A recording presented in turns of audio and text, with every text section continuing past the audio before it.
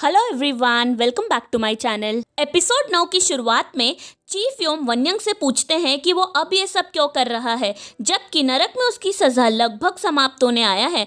वन्यंग अपने पिता को कहता है कि वो चाहता है कि क्राउन प्रिंस भी उसकी तरह पीड़ित हो जैसे वो भी पीड़ित है, क्योंकि क्राउन प्रिंस ही वो व्यक्ति था जिसने उसके सर से धड़ को अलग करने का आदेश दिया था, और इसके अलावा वो 500 साल से नरक में सफ़र कर रहा था।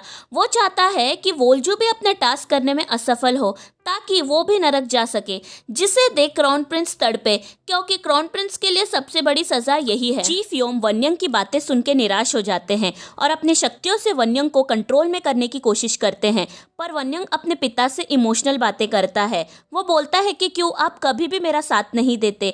क्या आपने कभी भी मुझे अपना बेटा माना है? क्या आप अभी भी नहीं देख पा रहे हो? जो भी मैं करता हूँ आपसे प्यार पाने के लिए ही करता हूँ।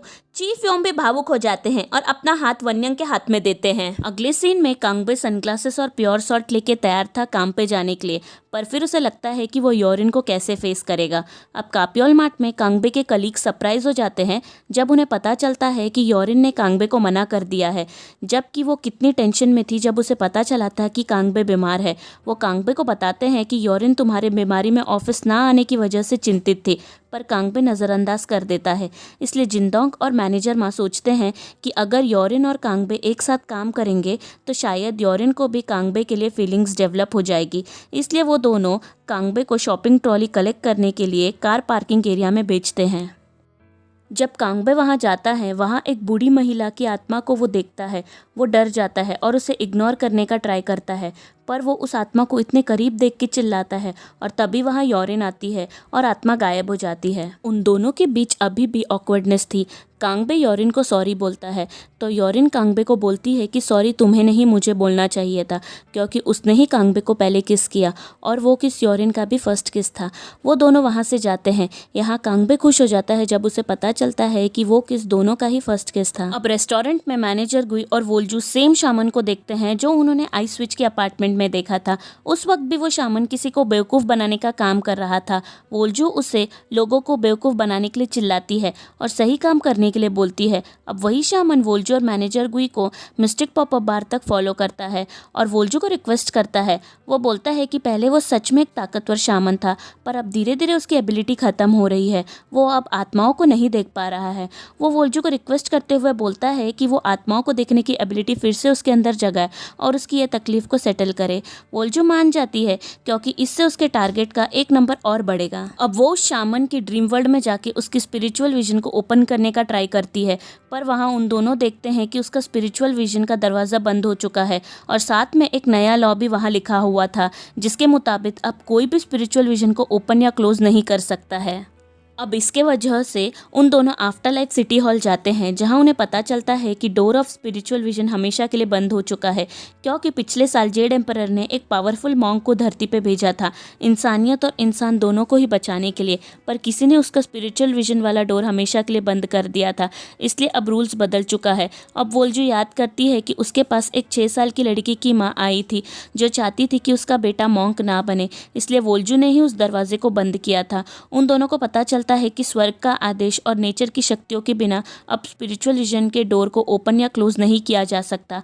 कांगबे को किए अपने वादे के बारे में सोच के वोल्जू और मैनेजर गुई एक चांस के लिए रिक्वेस्ट करते हैं, पर इसका कोई भी फायदा नहीं था। वोल्जू चीफ योम से मदद के लिए पूछती है तो चीफ योम उसे कांगबे के साथ साइन किया कॉन्ट्रैक्ट मांगते हैं। वो दोनों चीफ योम को बताते हैं कि कांगबे की एबिलिटी की वजह से ही उन लोग इस बीच कई लोगों की मदद कर पा रहे थे, पर चीफ योम कॉन्ट्रैक्ट पढ़ने के बाद वोल्जू को बोलते हैं कि वो मदद नहीं कर पाएगा। यहाँ चीफ योम थोड़ा अजीब एक्ट कर रहे थे। अब वोल्जू के पास लास्ट ऑप्शन सामसिन थी। सामसिन से वोल्जू को पता चलता है कि कांगबे के अंदर बहुत सारी यिन एनर्जी है, इसलिए उसे किसी ऐसे को ढूंढना चाहिए जिसके पास कांगबे से अपोजिट यांग एनर्जी हो, या फिर ऐसा व्यक्ति जो सिनेबर का पुनर्जन्म हो और उन्हें कांगबे की स्पिरिचुअल विजन बंद करने में मदद मिल सके। अब वोल्जू फ्लैशबैक याद करती है जहां उसकी माँ सिनेबर रॉक से डस्ट कलेक्ट कर रही थी। वोल्जू की माँ सिनेबर डस्ट को तालिस्मान यानी हिंदी में तावीज़ बनाने में यूज़ करती है, जिससे बड़े से बड़े दुष्ट शक्तियाँ भी डरते हैं।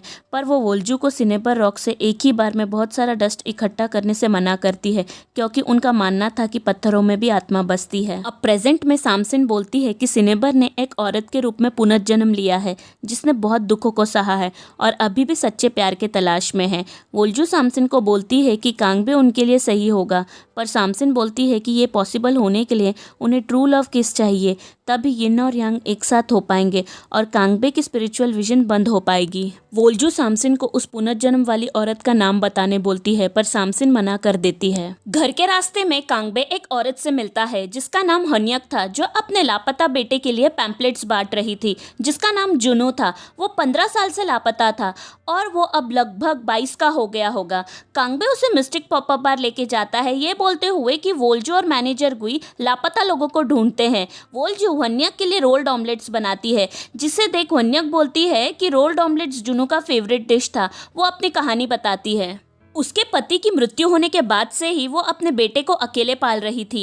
एक दिन वो जुनू से बोल के जाती है कि उसे काम से आने में देरी होगी और काम पे उसे उसका चाइल्डहुड फ्रेंड सांगचल उसके साथ बाहर चलने बोलता है, पर हन्यक मना कर देती है और बोलती है कि अगर उसके पास टाइम होता तो वो अपने बेटे जुनू के साथ बिताती।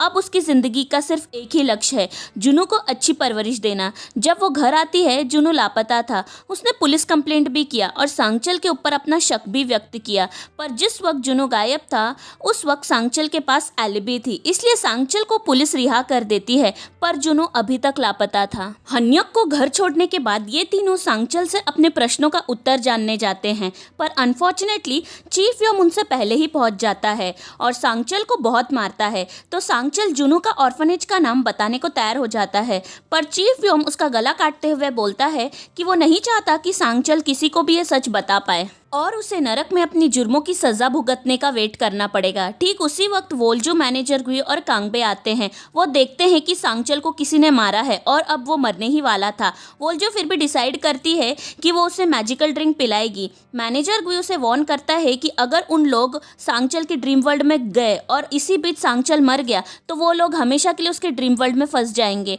फिर भी वोल्जू उसके ड्रीम वर्ल्ड में जाना चाहती थी। वो दोनों, कांगबे जो उनके साथ ड्रीम वर्ल्ड में जाना चाहता था, उसे बोलते हैं कि वो बाहर ही वेट करे और जब सांगचल मरने ही वाला होगा तभी वो उन दोनों को पुकारे। अब सांगचल के ड्रीम वर्ल्ड में वो लोग देखते हैं कि सांगचल जुनू को प्लेग्राउंड में मिलता है, जहां गलती से सांगचल के हाथ से जुनू नीचे गिर जाता है और जुनू का सर वहां पर रखा हुआ स्लाइड से टकरा जाता है। इसके बाद सांगचल बेहोश जुनू को एक ऑर्फनेज के बाहर छोड़ देता है। अब सांगचल लिविंग वर्ल्ड में मरने ही वाला था, इसलिए वो दोनों ऑर्फनेज का नाम देख के जल्दी से ड्रीम वर्ल्ड से बाहर आ जाते हैं। अब दूसरे दिन कापियोल मार्ट में कांगबे को एक और आत्मा दिखती है और कांगबे उसे भगाने में असमर्थ था। तभी चीफ योम वहां आते हैं और अपनी शक्तियों से उस आत्मा को कंट्रोल करते हैं और उस आत्मा को एक मोती में बदल देते हैं। चीफ योम कांगबे से उसकी स्थिति के बारे में बात करते हैं। वो बोलते हैं कि उसे जल्द ही अपनी हालत को फिक्स करने की ज़रूरत है, क्योंकि लोगों की सच्चाई को देखना बहुत बुरा होता है। कांगबे बोलता है कि जब से वो वोल्जू और मैनेजर गुई से मिला है, वो लोगों की ब्राइट साइड को देख पा रहा है। हालांकि चीफ योम बोलते हैं कि शायद वो लोग कांगबे को यूज़ कर रहे हैं, पर कांगबे ये सारी बातों को नहीं मानता और बोलता है कि वो वोल्जू और मैनेजर गुई पे भरोसा करता है। इसी बीच वोल्जू को पता चलता है कि जुनू मिल गया है और वो स्टेट्स में था, पर वो अपनी माँ से मिलने वापस आ रहा है। अब शाम में जब कांगबे मिस्टिक पॉपअप बार आ रहा था, तभी वोल्जू और मैनेजर गुई कांगबे के केस के बारे में डिस्कस कर रहे थे कि कैसे उन लोग अब कांगबे की स्पिरिचुअल विजन को बंद करने में असमर्थ है। कांगबे उन दोनों की आधी बात ही सुनता है और उसे लगता है कि शायद उन दोनों उसे यूज कर रहे हैं, इसलिए कांगबे मिस्टिक पॉपअप बार के अंदर आके उन दोनों को कन्फ्रंट करता है।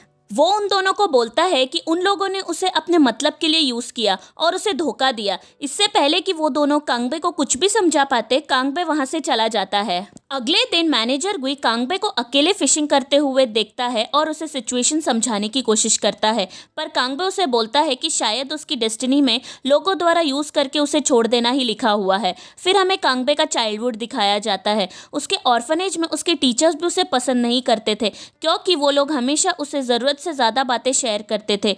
जब उसे एक कपल अडॉप्ट करता है, तब भी कांगबे को छू के वो लोग स्वीकार करते हैं कि वो लोग अपने सेल्फिश रीजन के वजह से ही उसे अडॉप्ट कर रहे थे। दुखी कांगबे मैनेजर गुई को बोलता है कि क्यों उसके पास एक भी ऐसा व्यक्ति नहीं है जिस पे वो विश्वास कर सकता है।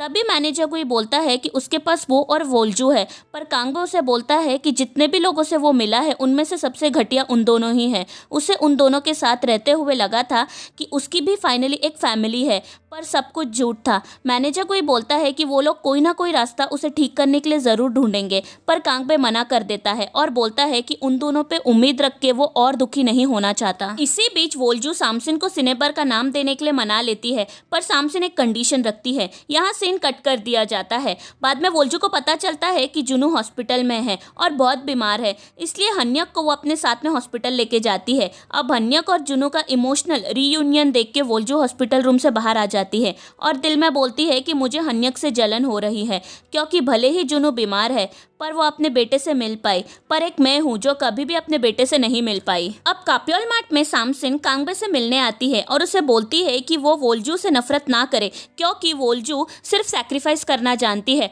वो अब एक बड़े राज का खुलासा करती है जो मुझे सेकेंड एपिसोड से ही समझ में नहीं आ रहा था, कि जब वो इंसानों से इतना नफरत करती है तो वो 1 लाख लोगों की तकलीफों को सेटल करने के लिए क्यों मान जाती है। सामसिन कांगबे को बताती है कि जब वोल्जू ने खुद को फांसी डाला था उसने 3 जान ली, एक खुद की, दूसरा पवित्र पेड़ की और तीसरा उसके अनबॉर्न बेबी की, जो खुद वोल्जू भी नहीं जानती थी। फिर पवित्र पेड़ के दुख ने उस अनबॉर्न बच्चे के अंदर प्रवेश किया और उस बच्चे को एक दुखी और दयनीय जीवन जीने के लिए श्राप दिया, जब तक कि उस पवित्र पेड़ की नाराजगी सेटल नहीं होती। अब फ्लैशबैक में हम वोल्जू को क्वीन योमरा से अपनी पनिशमेंट के बारे में बात करते हुए देखते हैं, जहां वो 1 लाख लोगों की तकलीफों को सेटल करने के बदले अपने बच्चे की आत्मा को जिंदा रखने का डील करती है। सामसिन कांगबे को बताती है कि ये बातें चीफ यूम और मैनेजर गुई भी नहीं जानते, लेकिन वो कांगबे को ये सब इसलिए बता रही है क्योंकि पहले कभी भी उसने वोल्जू को किसी इंसान के लिए परवाह करते हुए नहीं देखा जितना वो कांगबे के लिए करती है। वो उसे एक कॉन्ट्रैक्ट दिखाती है जिसमें वोल्जू ने साइन किया था। अब फ्लैशबैक में सामसिन वोल्जू को सिनेबर का नाम बताने के लिए एक कंडीशन रखती है। वो बोलती है कि अगर उसे नाम जानना है तो उसके बदले में उसे एक कॉन्ट्रैक्ट साइन करना पड़ेगा, जिसपे वो खुद का रीइंकार्नेशन यानी पुनर्जन्म को ठुकरा के नरक में मरने जाएगी, जिसे वो बिना 1 सेकंड सोचे साइन करती है। वो सामसिन को बोलती है कि उसे कभी भी पुनर्जन्म नहीं लेना था, बचा वो 1 लाख का टारगेट अपने बच्चे के लिए ही पूरा करने में लगी थी। अब एक कन्वीनियंस स्टोर में मैनेजर गुई चीफ योम को बताता है कि कैसे उसने और वोल्जू ने बहुत ही कम समय में सांगचल से इन्फॉर्मेशन निकाला। वो बोलता है कि सांगचल की मौत को देख के ऐसा नहीं लगता कि उसे किसी इंसान ने मारा होगा, शायद उसे उस दुष्ट आत्मा जो लापता है उसने ही मारा होगा।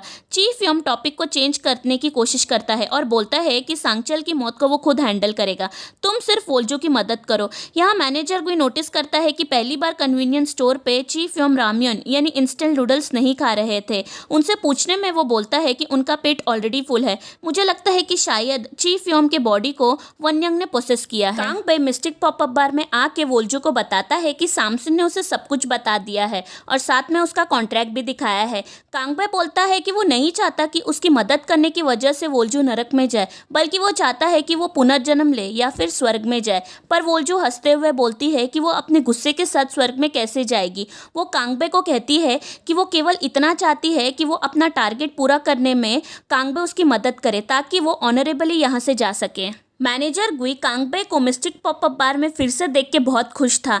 अब घर जाते वक्त मैनेजर गुई कांगबे को बताता है कि हन्यक और जुनू मिल चुके हैं, तो कांगबे बोलता है कि पता नहीं वो कब अपने पेरेंट्स से मिल पाएगा। वो अब ये नहीं सोचेगा कि उसे उसके पेरेंट्स ने छोड़ दिया है, शायद उसके भी माता पिता उसे ढूंढ रहे होंगे। तभी एक महिला पीछे से बोलती है कि आखिरकार मैं आपसे मिल पाई योर हाइनेस। तब कांगबे और मैनेजर गुई दोनों ही एक साथ मुड़कर उस महिला को देखते हैं। जैसे कि मैंने पिछले एपिसोड के अंत में बोला था कि मुझे अभी भी लगता है कि मैनेजर गुई ही क्राउन प्रिंस है। अब पता नहीं अगले एपिसोड में कहानी में और कौन सा नया मोड आएगा। उम्मीद करती हूँ कि आपको ये वीडियो ज़रूर पसंद आया होगा। अगर ये वीडियो आपको अच्छा लगे तो वीडियो को लाइक और मेरे चैनल को सब्सक्राइब करना मत भूलिए। तो मैं मिलती हूँ आपसे अपने अगले वीडियो में। तब तक के लिए bye bye and take care.